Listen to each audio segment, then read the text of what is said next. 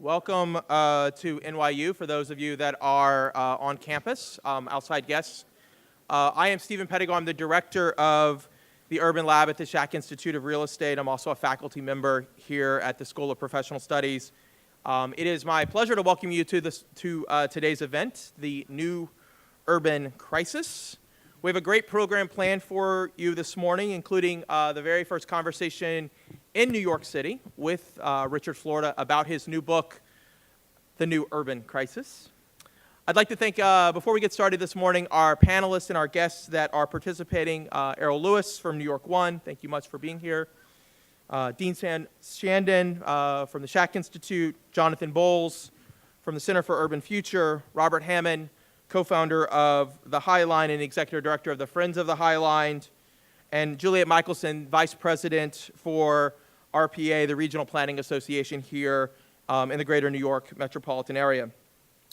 I'd also like to thank our many partners who helped us promote this event in a fast way. Many on campus, the Furman Center, the Marin Institute, the Rudin Center, CUSP, and many of our partners off campus as well, RPA, the Friends of the High Line, the Center for Urban Future, and many, many others.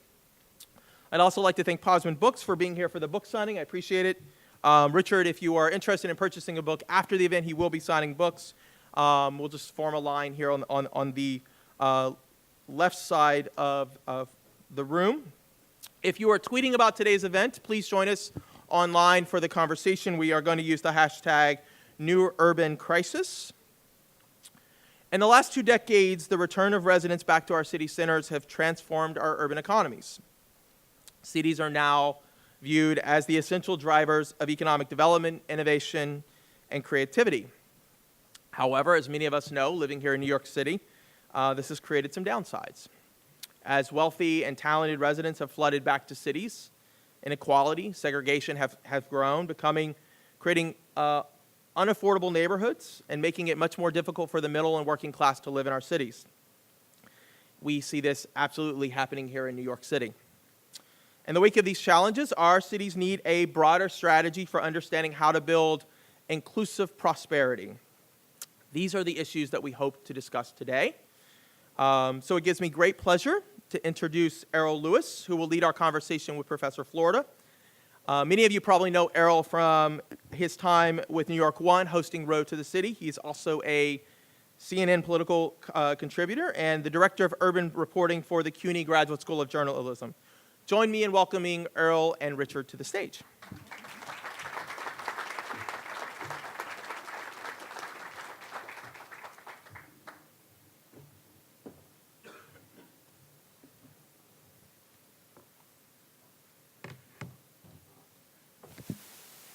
Thank you, Stephen, and thank you all for having me here. And I'll do my commercial right up front. The Road to City Hall airs weeknights on New York One at 7 p.m., and we've got a great show for you tonight. I want to get into our discussion, I guess, by, as they say, introducing a man who needs no introduction. Richard Florida is joining us for a discussion of his latest book, and as one of the leading urbanists in the world, really, we are privileged to have him here. I have been following his work since the very first one, The Rise of the Creative Class. I remember participating in discussions about it shortly after 9/11, actually. And there was a vigorous debate then. There remains a vigorous debate now. There's an important sort of underlying debate that Richard has decided to sort of reawaken and advance, and I certainly salute him for that.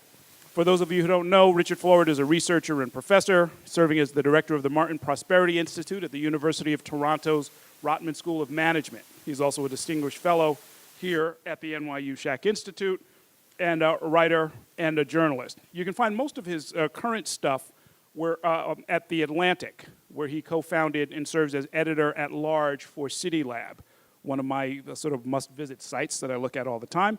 And of course, we don't want to forget he's an entrepreneur, founder of the Creative Class Group, which works closely with government and companies worldwide. He has been named by an MIT study. I didn't see this. The world's most influential thought leader.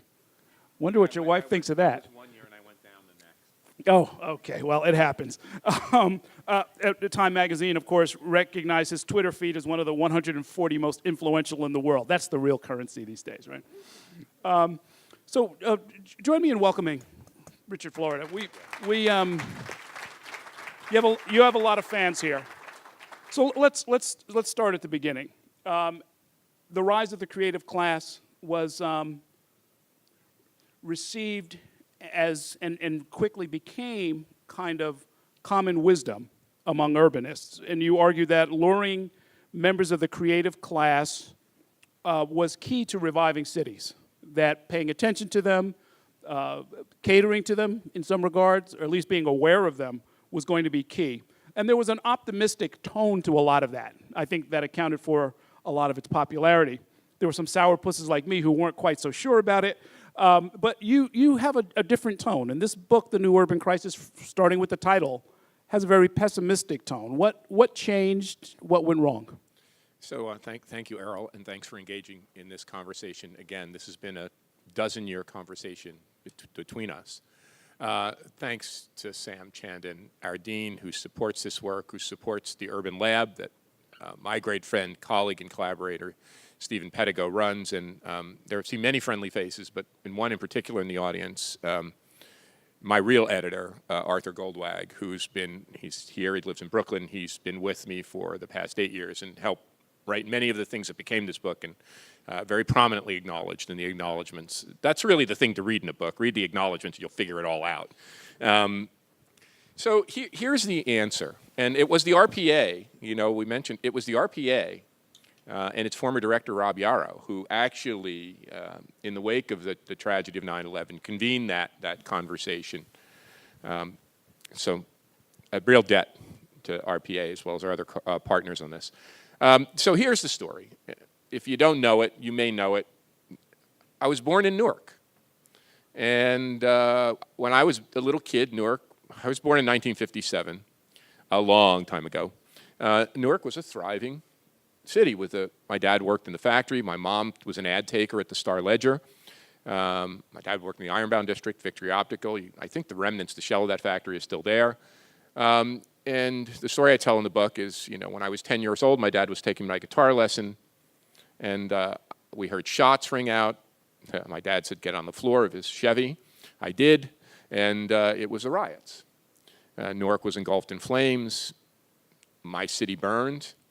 And I think that imprinted a kind of urbanistic viewpoint on me, and I think it also made me aware of urban decline, urban decay, the old urban crisis, what came to be called the urban crisis. When I was graduating high school in 1975, that's when New York City went bankrupt. And after a detour of my parents trying to convince me to become a doctor or a dentist, I just studied that I would be. And the thing that happened was my professor, who's still at Rutgers, Bob Lake, said, take the Amtrak to New York I was at Rutgers, take the Amtrak to New York and go see what's happening there. And I saw the Flatiron Building for the first time. I went through Lower Manhattan, Greenwich Village, Soho. I saw the urban revival. And I think that captured my imagination, that I thought cities were dead, but they were reviving. But it wasn't until I got to Pittsburgh I got there in the mid-'80s, but it was the late 1990s where I saw in Pittsburgh, great university where I taught Carnegie Mellon, vibrant technology, lots of startup companies, lots of really fantastic people who were going on to be at Microsoft or Google or Apple or wherever, have their own startups, but they weren't in Pittsburgh, they were leaving. So that's where the idea of the creative class came from. It was the idea that you not only needed high technology hubs and clusters, you needed talented people who wanted to stay, and they needed a reason to stay. One, they wanted to live in a lively, exciting city, but two, they wanted a place that was open, that wasn't racially segregated, where African American and white people and Asian and Latino, men, women, straight and gay were treated more or less, relatively more or less fairly, or it was open-minded, to say the least. But remember, there was no real, I shouldn't say it, because we're in New York. There was an urban revival in neighborhoods like this, Greenwich Village, there was in Soho, but there was not really up to the year 2000. We know now from the data, and it's my colleague at the University of Toronto who came from Brown, Nate Baum-Snow collected this, that the urban revival really occurs between the years 2000 and now. That's when it's not just New York and Greenwich Village and Georgetown and Society Hill and a few other pockets of of gentrification, if you will, classic when the gentry moved back in the old townhomes, lovely townhomes. That really goes propulsively. And I think I not only was naively optimistic, I think I underestimated the extent of this urban revival. Now, I will be honest. I did write a piece in 2003, before Occupy, before Thomas Piketty, before all of this, calling attention to the association between the creative economy. It was published by the Washington Monthly, arguing that the places that had the most creative economies on my own metrics also were the most unequal. But still, I don't think it dawned on me what I was finding. It was out of the debate and dialogue, the criticism from the right and the left, and really watching this unfold. And I don't think I've become pessimistic. I actually say the solution will be a better urbanism, but I become realistic. And I think as we've had an urban revival, as cities have come back, as cities not like New York, all across the country, even Pittsburgh reviving, I think we have to be aware of the divides that is bringing with it. Well, it gets to be interesting, and I really enjoyed the part where you talk about, you coming up. I was on this side of the river in the Manhattanville projects around those years, and about to move out to the suburbs. So that was kind of the vantage point from which I watched a lot of this happen. When you saw the prosperity going, and you in your private sector hat were helping little towns in upstate New York, Utica, and some other places, chase after that ideal.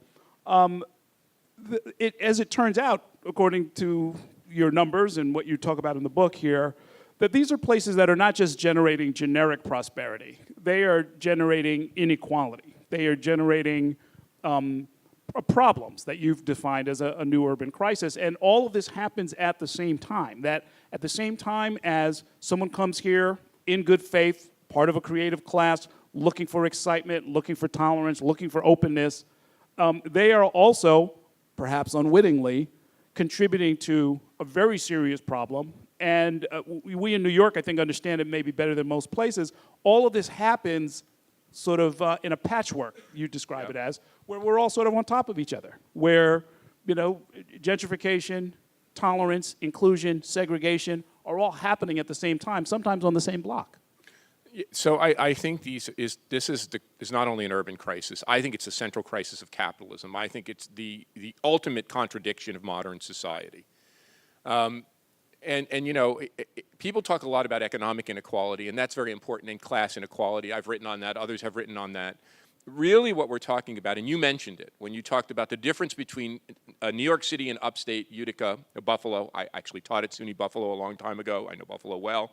I live pretty close by part of the year. I live here as well as in Toronto, so I know upstate pretty well.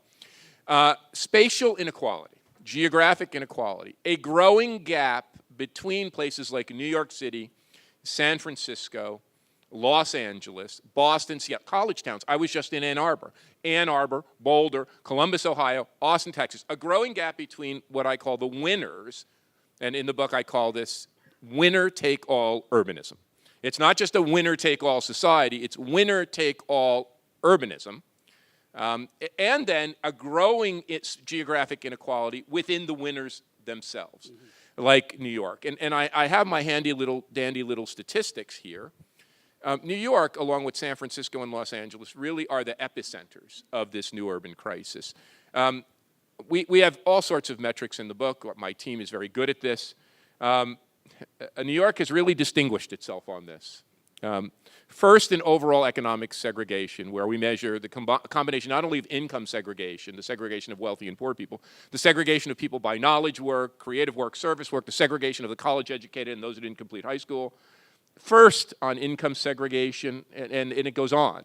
When we combine income and wage inequality, first, when we look at segregation and inequality together, sixth, and on the New Urban Crisis Index, which is a measure of housing unaffordability, income and wage inequality, and all sorts of economic segregation, New York is second only to Los Angeles.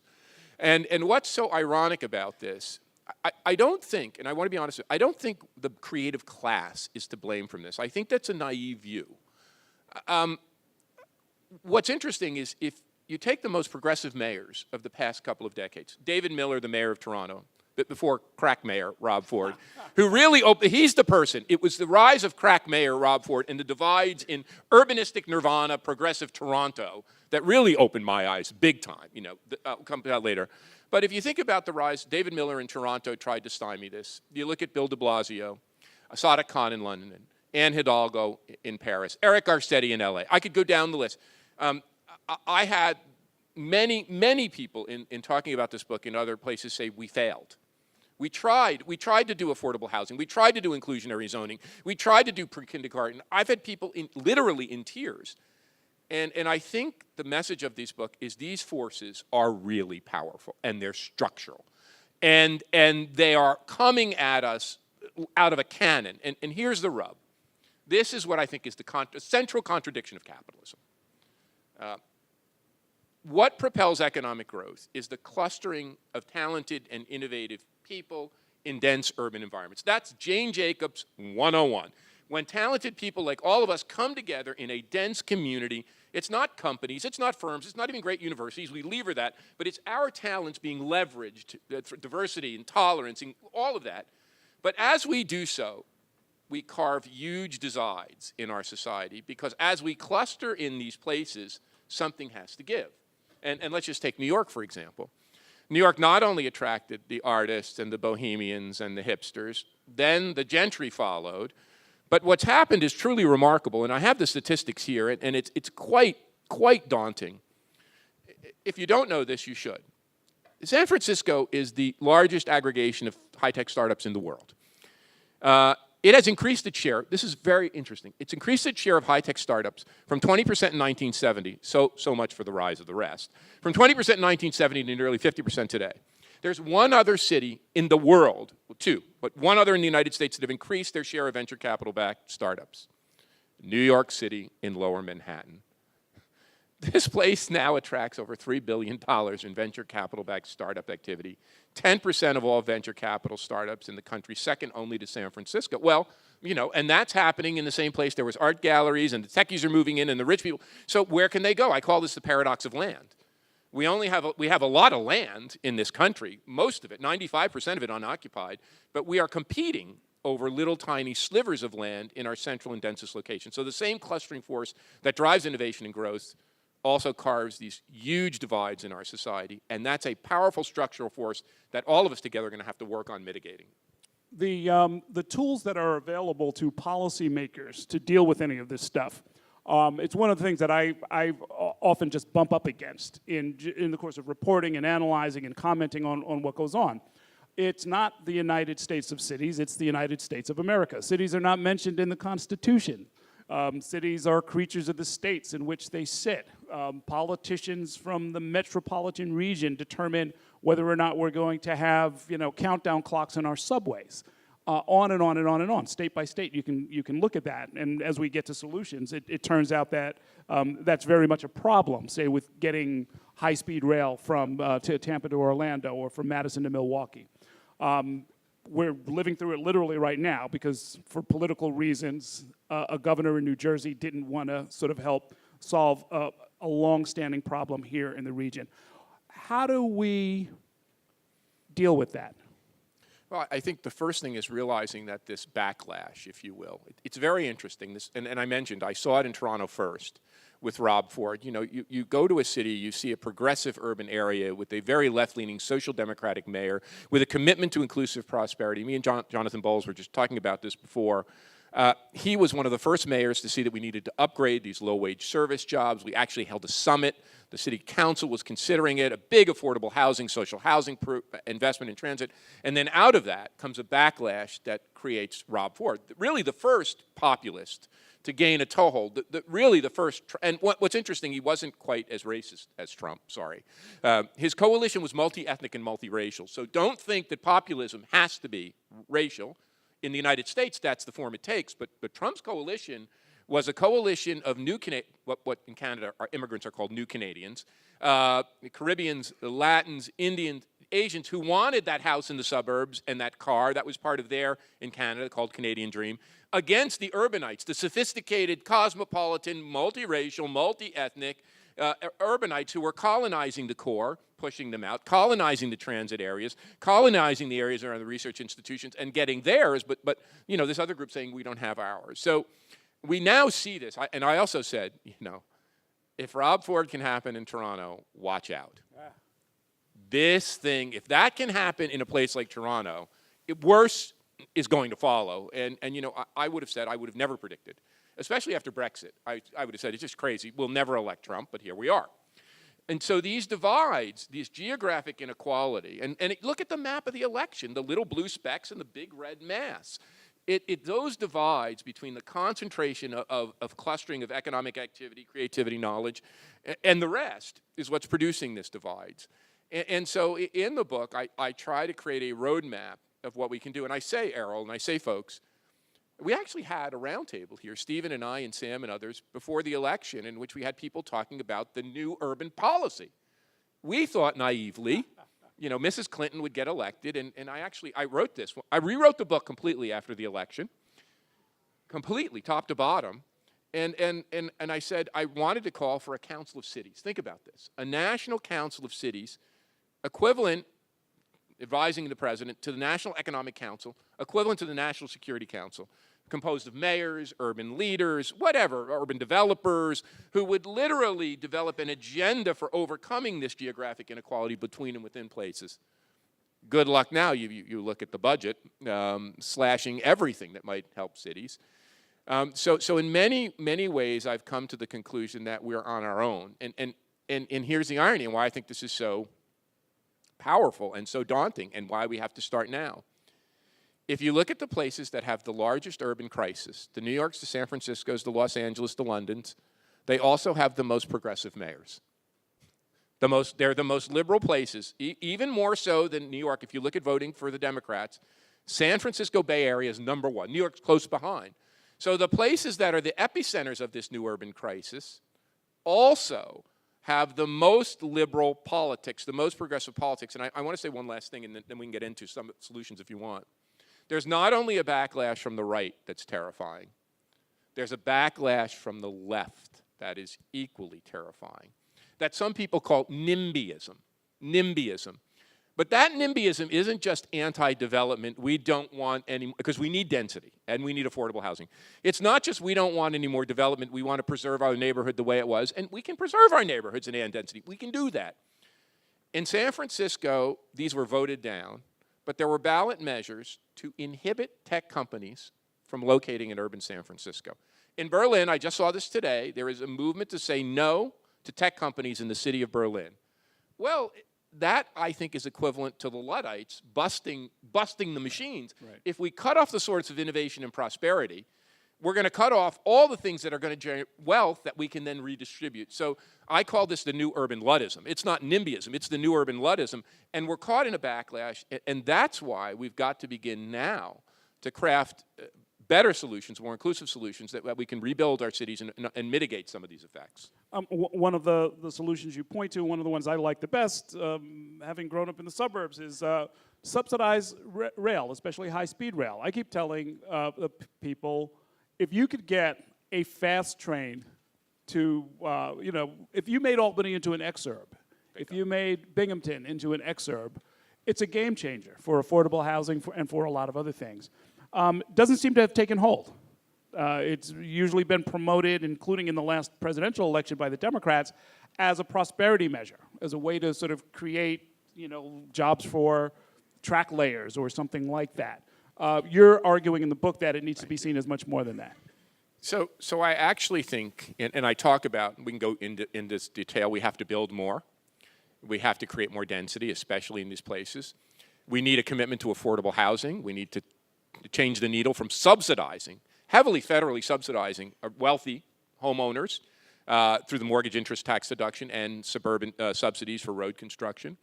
We need to focus on creating affordable rental, especially in our big cities. We need to upgrade low-wage jobs. We need a higher minimum wage, geographically indexed.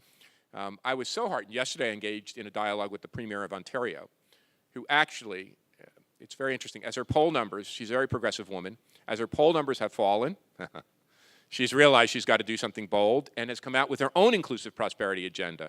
More affordable housing, more construction, more rental housing, invest in transit, a guaranteed basic income for Ontarians, especially in left-behind areas, higher minimum wages. So it's getting there.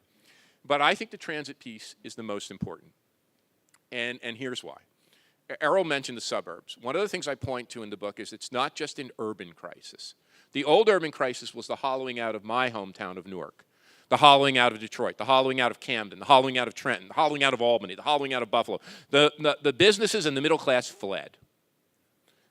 Now we're seeing the evisceration not only of middle class neighborhoods in the cities, but across the board. In 1970, more than 2/3 of us lived in a middle class neighborhood in the United States. It's now less than 40%. The biggest declines have been in the suburbs. Right? The suburban crisis I talk about, it's a chapter in the book, is bigger. There's more poverty in the suburbs. There's higher concentrations of poverty. There's faster growth in poverty in the suburbs now than in many of our cities. It's daunting.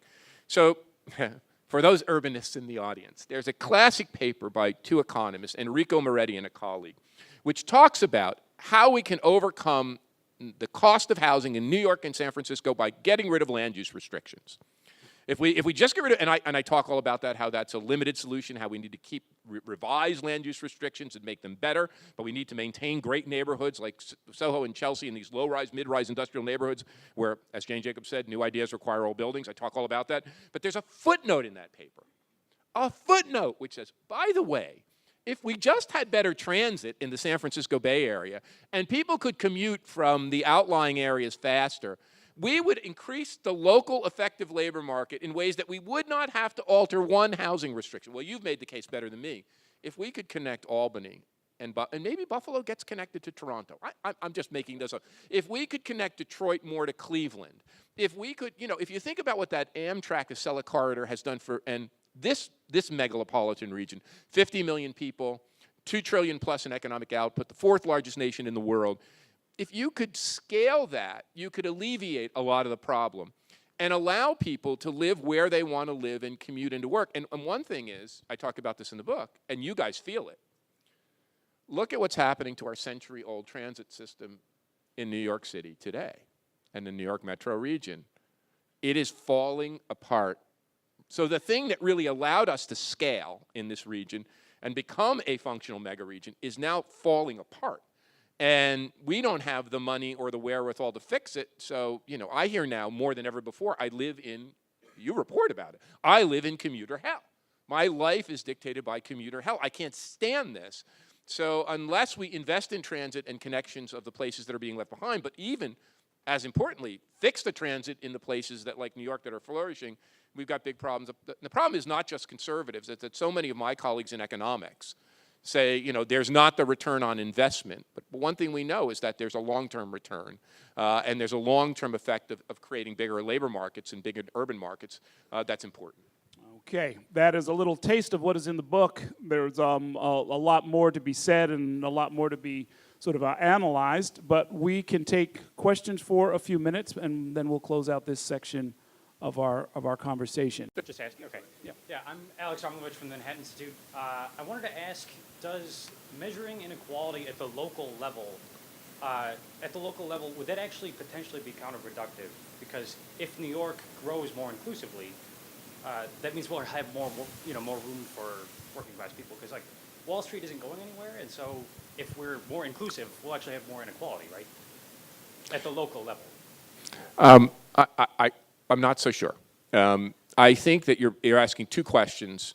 One is that if you have a thriving entrepreneurial society, let's leave Wall Street out of it because that's its own problem, the massive returns to moving money around. But let's take something that is more productive than Wall Street, technology industry. The returns that you get to entrepreneurial activity, which most people would agree may be a little outsized, but to invent something that really is important to society that engages these gales of creative extraction, it creates rewards. And Paul Graham, who's become a dear friend, the venture capitalist behind Y Combinator, made this point very baldly and got a lot of very negative reaction. He said exactly what you said. If you want entrepreneurial activity and to be a high-tech cluster, by definition, you're going to create richer people, which means inequality is going to grow. And I have no problem with productive, building, wealthy people getting some returns. No problem with that. What I have a problem with in terms of inequality is the bottom falling, and what we did in our book is we look at the amount of money the different class groupings have left over after paying for housing. The knowledge workers, even in New York, are doing okay. Yes, we're pressured, and yes, housing is more expensive, but we still have 80 or 90,000 on average left over after paying for housing as an aggregate. The service workers, the food prep workers, the retail workers have less than 15,000 left over. And the other point is the middle is falling out. What's so terrifying is that not only has inequality grown and segregation is the bigger problem, our geographic isolation from one another. My mother went to an integrated, socioeconomically and racially integrated high school in Newark called Barrington High School in the 1940s. That doesn't exist anymore. And the middle has fallen out. The middle class decline has been the biggest, and the middle class neighborhood decline has been biggest in the most dynamic, the most knowledge intensive, the most creative, the densest and largest metros. That's what worries me. It's as that middle falls out and we divide into areas of concentrated wealth, little pockets of concentrated wealth, like the one we're in, and much bigger areas of concentrated disadvantage, we have an economically and socially and culturally and politically unstable society. So I don't think it has to be that way. I think we can rebuild the middle, but we have to start. You know, what's interesting is one reason for the lack of discussion of this is, number one, you hadn't written the book yet, but I will tell you, people in my field are in an odd position. The job that your mom used to have, doing ads for the Star-Ledger, does not exist anymore. And when I've noticed this as having worked in newspapers, radio, now cable television, when panic sets in with, say, legacy media, nobody's in a position to sort of think outside of how do we get through the next quarter, how do we get through the next year, and people are not perceiving and reporting on some of the dynamics. They're more concerned about how do I keep my job, where do I go next. Maybe I'm on the wrong side of this divide you're talking about, and I, as a reporter, can no longer afford to live in the city I report on. And one thing, and this about my mom, my mother was hired by Cy Newhouse. So think about that. Cy Newhouse, the architect of this media empire, personally hired that's the society, and she's like, Mr. Newhouse, he's so nice. Personally hired the ad taker in the Star-Ledger. Wow. A different world. Yes. Good morning. Thank you for a provocative discussion. My name is Ken Brown. I work at NYCA, which is a homeless services and anti-eviction provider in the Bronx. One of the things that I think is underpinning the discussion here is that the processes that you're describing that are motivating a lot of the centripetal forces, centrifugal forces that you're describing are international and global in nature. I think that this calls into question what the nature of state sovereignty is now. I think, what's the role of national actors? I'd like you to talk about how viable you think the UN's Millennium Goals are, and talk about the rest of the planet, please. So first of all, thank you for nailing it. And I just want to say something that we lost a giant this week. We lost my dear friend and colleague, Ben Barber, who wrote the book on this, If Mayors Rule the World. Wrote the book on what you're talking about. And Ben and I had our last conversation together. He came here when he was very ill. And we recorded it, and that's going to be up and online. It's funny how things work. We kept that conversation for book launch. We thought, why release it beforehand? And then Ben passes, and I didn't know how sick he was. So we're going to put that up on City Lab today with a tribute to Ben. But when Ben was here, he talked a lot about this. And I didn't realize until Trump was elected I tell a story how my wife woke up in tears, and she said something to me which really changed the way I think about this. She said, a huge Clinton supporter, I learned something about gender that day. I'll never unlearn it. She said, if we feel this miserable because our candidate, Mrs. Clinton, lost, imagine how bad the Trump nation, who are far less advantaged to us, would feel if Mrs. Clinton won. And then I realized these globalizing forces have divided us in ways that we can't put ourselves back together. And this is not just in the United States. This is in the UK. This is in France with Le Pen. This is in Holland. This is all over the world. And Ben saw this in Jihad and McWorld in 1992.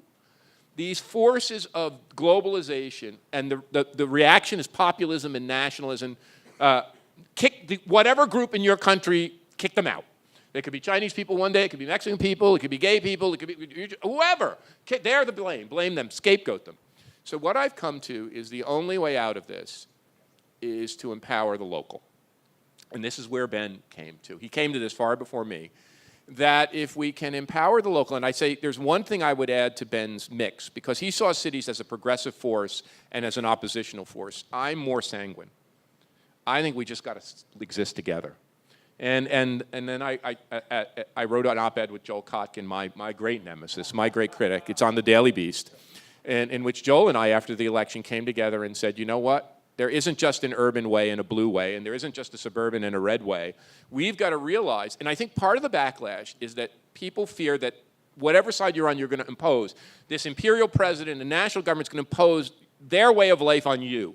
So I think in the United States, we've got to empower the local. We've got to respect our differences. If I want to be urban and dense in New York or Toronto, let me go. If you want to be suburban and sprawly, let you go. I'm not going to impose my views. You're not going to, and then we'll have a mutual. Now, over time, I think the force of history will cause a more, you know what I'm saying, cosmopolitan, progressive, inclusive.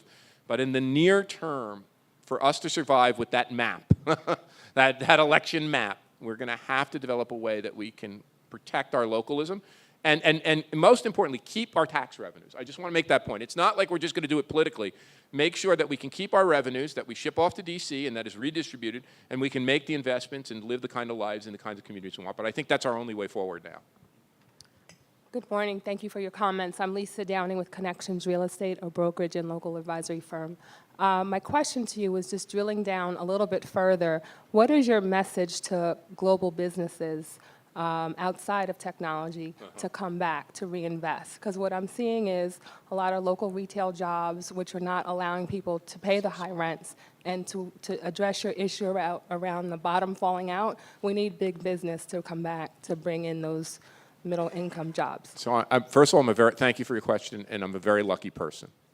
Because as I've been on this book tour, every place I go, a mayor or a premier or a local business leader or a real estate developer or the heads of, in Philadelphia, the heads of the anchor institutions, the universities and the science center said, we're part of this. I can't, and it's not because I wrote the book, it's because people feel it. They feel our country's divided, they see the rise of Trump, they know we have to build our cities and do business differently. So here's what I say. We're all in this together, and we all are part of inclusive prosperity. That's the mantra of the book. That's what we're going to write, Stephen and I and Sam at the Urban Lab. That's what we're going to be about. And it's not just about cities. This is going to have to be a public-private partnership with the private sector, with philanthropy. Universities are part of the problem. Be honest. And the folks in Philadelphia said this. We are part of the problem. We've helped create these divisions. We have to create better jobs. We have to create better jobs, service jobs for people. We have to work with the neighborhood. We know that now. Real estate developers at the Shack Institute. Stephen and I are working with the big developer in Washington, D.C., who have the Union Market area. And they've made it a marvelous development. But it's kind of yuppie. And it's kind of upscale. And it's in a lower income neighborhood. So we said to them, it's not about inclusionary zoning. It's not about trading density for more. It's about inclusionary prosperity. It's about curating your tenants. The way you curate your barista bar, curate your retail tenants. They have to provide good jobs with, and if not, they're not your tenants. They have to provide good jobs with a career ladder and pay higher than the minimum wage. Make sure that if you have an incubator, it's a community-based incubator. It's not just for the techies coming out of the university. They're working with Howard University to create an incubator there for the neighborhood. All of these things we can do, but we have to do it together. And I think the realization now is if we don't, there's going to be hell to pay.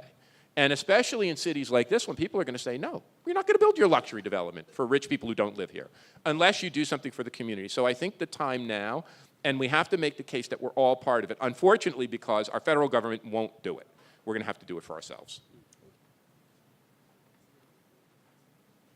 Thank you so much for coming. My name is Luke Galford. I'm a first-year MBA student here at Stern. My question is, you guys talked a little bit about some of the potential opportunities that transit can provide. Are there some limits to it? I think transit often gets portrayed as a bit of a silver bullet that'll just solve everything if we just have high-speed rail and better transit networks.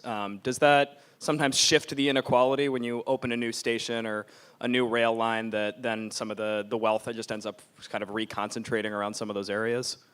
That is an interesting question. There's a proposal, and it finally got its first dose of funding to build some new Metro North lines down the East Bronx. One's in Hunts Point, one up near Co-op City, and sort of take it up into Westchester. I know that area very well because that's how I used to go see my parents, who still live in New Rochelle. And I told the Bronx Borough president, I said, look, you should stop everything else you're doing and make sure these things get built and built quickly, because it will be a game changer for the South Bronx. I mean, just do it. I think there are so many problems in getting anything even built. I mean, and we referenced the killing of the Obama administration's plans to build high-speed rail. I'm not sure the problem I'm not sure this experiment has ever really been tried. I mean, we've gotten nowhere. Every year, somebody, Governor Cuomo, his first State of the State address, talked about high-speed rail from, Montauk to Buffalo. My reaction that I wrote about was, no, actually, it needs to be Buffalo to Toronto. Like, it needs to make sense. There's very little clear thinking about this, and to the extent that it starts to turn into politics, a political discussion, you lose the ability to get your hands around it at all. But yes, I mean, clearly you put a new transit hub somewhere, the effects that Richard is writing about will start to accrue very quickly to that area. So we need to be aware of that. We need to be aware that when we build transit hubs and subway stops and high-speed rail stations, they are going to change the character of the neighborhood. They are going to attract wealthier people. And we need to make sure we have density and affordability. We need to build that into the way they need to be part of it, not separate silos. So the second thing, to your point and Errol's point, we need to be very strategic and smart about this. We don't want to build monorails to nowhere. We want to build transit and high-speed rail that connects functional and viable hubs. And particularly, I think you said it so nicely, pulls in less advantaged places and allows them to be the affordable housing outlet that connects to a hub of economic activity. The history of urbanization is the history of both intensification and extensification. And everyone thinks they're flip side, they're two opposite forces, but you can use them.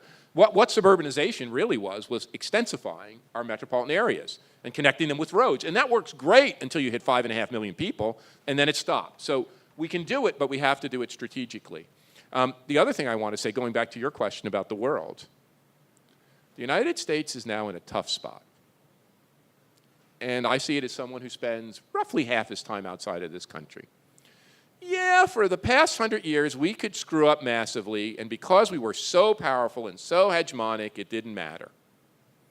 But, the United Kingdom is massively thinking about how to invest in high-speed rail in a very cross-partisan way. They're devolving authority from the federal government. They're creating all sorts of, not just cities, metropolitan organizations to invest in transit. The same thing's happening across Europe. The whole EU is thinking about spatial inequality. How do we mitigate that with transit? How do we overcome populism?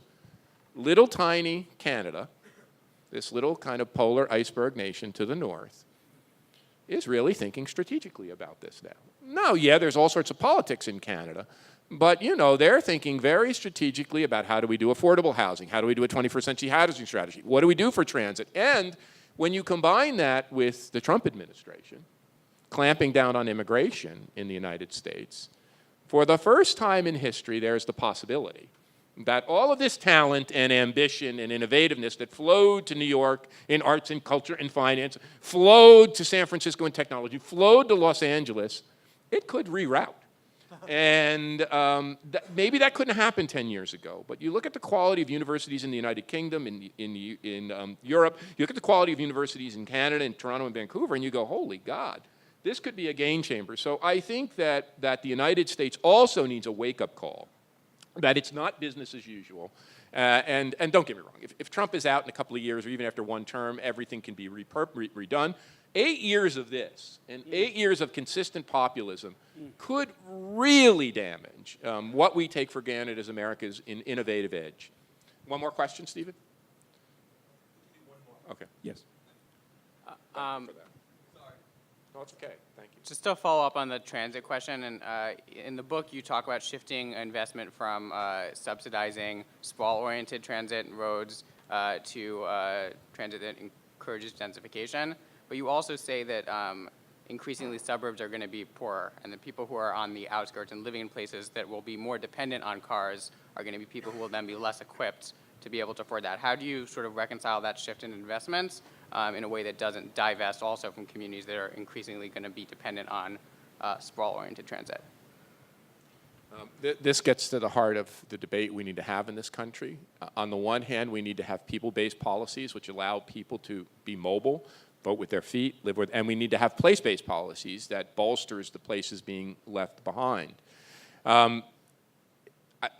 Errol said this, and others said this, connecting the suburbs by transit and getting people out of the dependence on cars and creating hubs of activity and hubs of commerce and hubs of trade and hubs of industry and innovation in the suburbs is really the only way to functionally rebuild them. That said, we also need to remove the distortions. Now, this is a very big part of the book. I don't quite say it like a classical economist, but we are subsidizing roads and not transit. We are subsidizing single-family homes and not rental, affordable, dense construction. We just need to eliminate those distortions. Stop the subsidies and let the market work. Charge people to use the roads. I mean, we charge people to use a subway. We charge people to ride a train. Charge people to use a road. Eliminate the market distortions. But I think rebuilding the suburbs is going to be an even bigger task. My great colleague David Lewis, the great urban designer now in his 90s at Carnegie Mellon, said this to me years ago. The cities have functional infrastructure. They have great buildings. Look at downtown Detroit. Look at your own downtown Newark, Richard. It's a beautiful place. It's much maintained. The suburbs are shoddier. And then one last point. I think we as urbanists can't impose our value judgments too. So if you really want to live in an exurb or a suburb and have a house and drive a car, and there's no market distortion, and you're willing to pay the real price, you should be able to do that. And I think too many of us as urbanists have tried to impose our values. I think I was part of that. My urban way is better. But when you look at the demographic makeup of this country, there are about 30 or 40% of us who like to live in dense urban areas, about 40 or 50% of us who like to live in suburbs, and the rest of us like to live in exurbs and rural areas. And I think in the time being, we've got to give people that choice. So I also think we have to respect, not only we have to respect and invest in our own communities, but respect local difference. Okay. Thank you very much, Richard. And congratulations on getting us started on a wonderful discussion. Let's thank him.